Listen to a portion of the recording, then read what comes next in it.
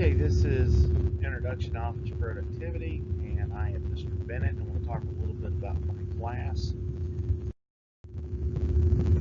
Now, in my class, we have two paths that students may take. One path is non-certification, and if students take the non-certification path, they will get an introduction to Microsoft Word and Microsoft Excel and Microsoft PowerPoint.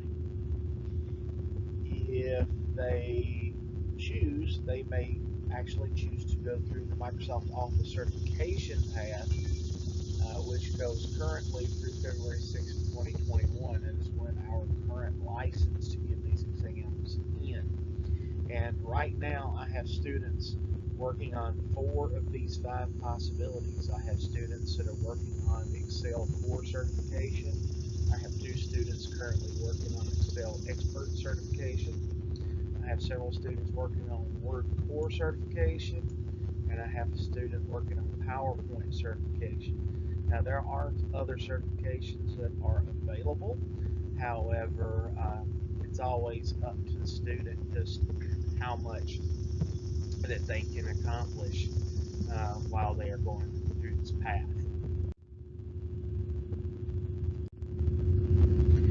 So now I want to talk a little bit about the non-certification path. This is geared primarily toward the students who have access only to a Chromebook. Now, I do want you to understand that doing certification or non-certification, it is up to the student to choose which path they want.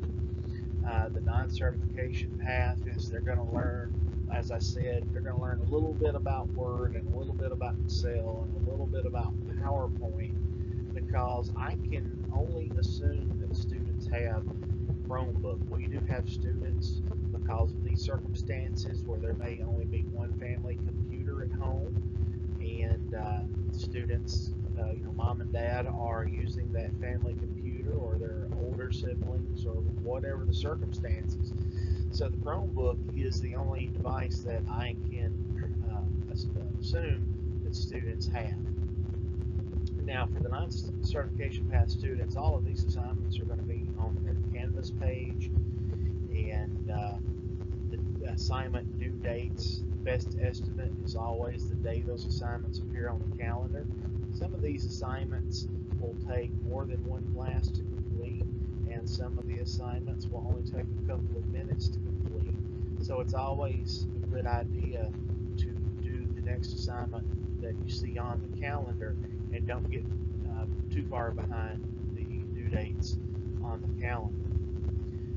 Students must correctly share files and links for grading. What I do is all of the assignments, because I have to assume students only have a Chromebook, when I make lessons for students, again, I have to make sure the students can turn in their work, and because this is a Microsoft Office class, and because I have to assume the students only have a Chromebook, this is really the only way that I can get the files submitted to me, is actually through sharing them and sending me the links to the files instead of the files themselves, because again, the files are actually saved online and shared with me.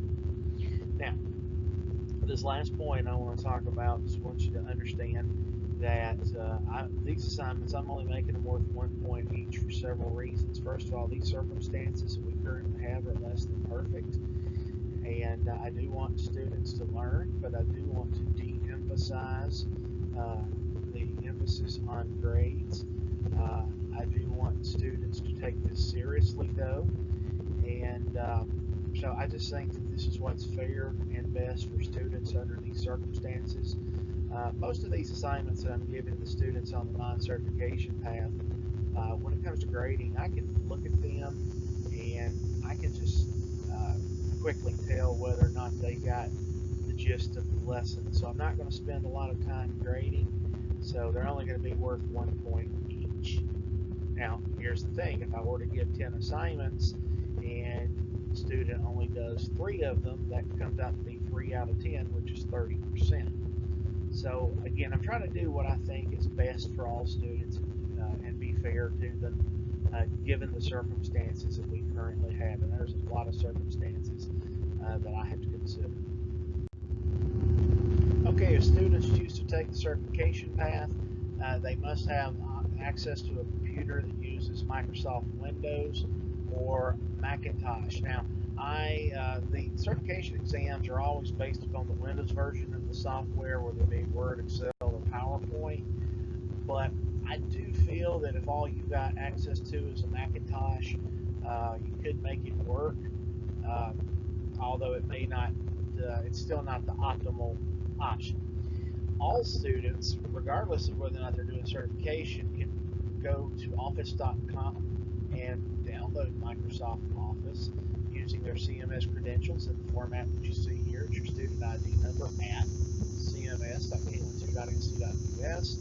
And the birthday is the password is their birthday in this format, 4 digits for the year they were born, 2 for the month, 2 for the day. Now, all of the assignments that are on the certification path are delivered through Schoology.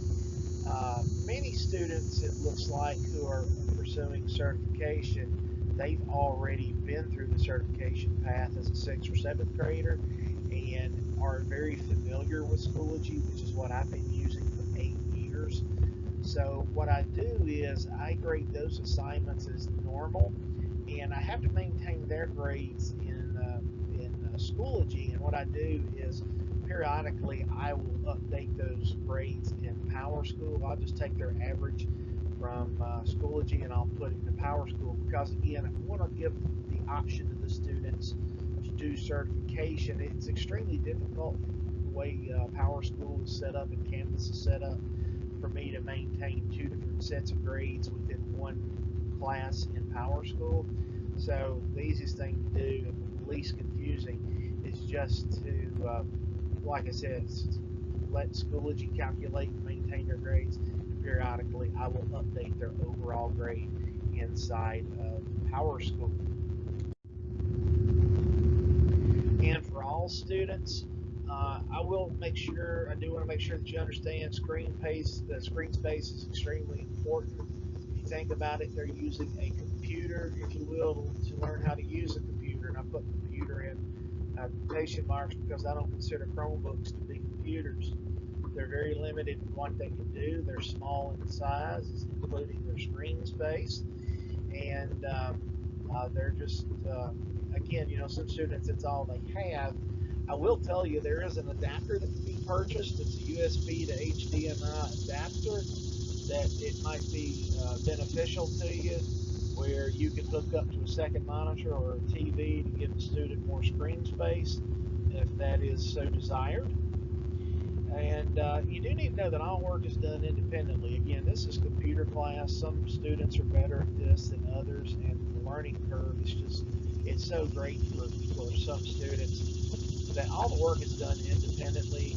I do not bring the students together as a class to teach them. I do a lot of individual teaching because, again, the students have so many different issues, so many different devices.